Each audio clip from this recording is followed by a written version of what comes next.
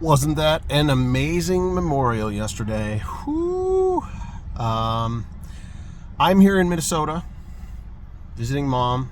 Those of you who are following along, she has surgery on Wednesday, so keep her in your prayers. But I'm going to read this article. I gotta, I'm away from my studio that I'm building, so I've got to do these in-car updates. So I'm reading an article, and the title is, quote, "Our country is being led by idiots." And let me just show you a picture, and you may confirm. Because I'm in Minnesota, that is Ilhan Omar. I figured I might as well do an update on Ilhan Omar and the idiot she is running the state of Minnesota, or at least representing the state of Minnesota. Hello, everyone. It's Michael here at This Way TV. I'm so glad you joined us.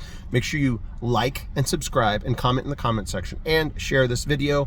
We got other stuff in the description below, and you can follow along and join us in some of our other platforms that are linked there. Okay, so this is a little misleading. She's the one that said our country is being led by idiots, and this article is out of Salon.com, one of the leftist news sources. But I'm going to read it and see what she has to say, because we know the truth is that she married her brother to establish citizenship or something like that, right? Something like that. It looks like most likely she's broken the law and to take advantage of our system here and get elected into a position of leadership.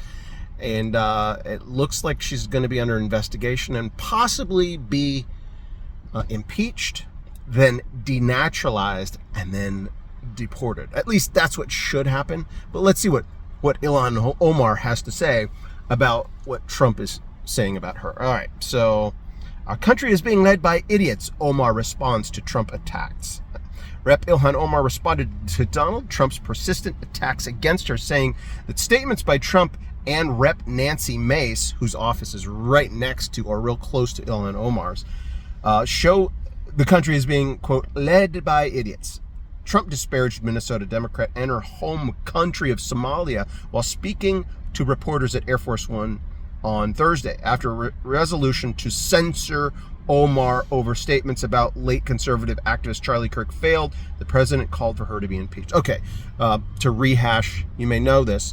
She is perpetuating the lies about Charlie Kirk, calling him a racist, saying he said that black women don't have the mental capacity and they're taking the positions of white men. And Charlie never said anything like that. You guys know the context. I've done other videos about this. But this is what the left is doing, cherry picking sound bites without giving context, without fact checking, to perpetuate the left's lunacy. All right, and so they voted to, well, there was a vote to censure her, and then somebody else, a Republican who is also being voted on to be censured, voted against the Republicans, so it failed. Let's see. It failed. I love these people that come from a place with nothing. This is Trump talking. Nothing, no, not anything. And then they tell us how to run our country, referring to Ilhan Omar's home country of Somalia, which is falling apart. And then she says, I've been here before, noting that threats from Trump had forced her to up her security detail in the past. How about Trump having to up his security detail because bullet flew past his ear?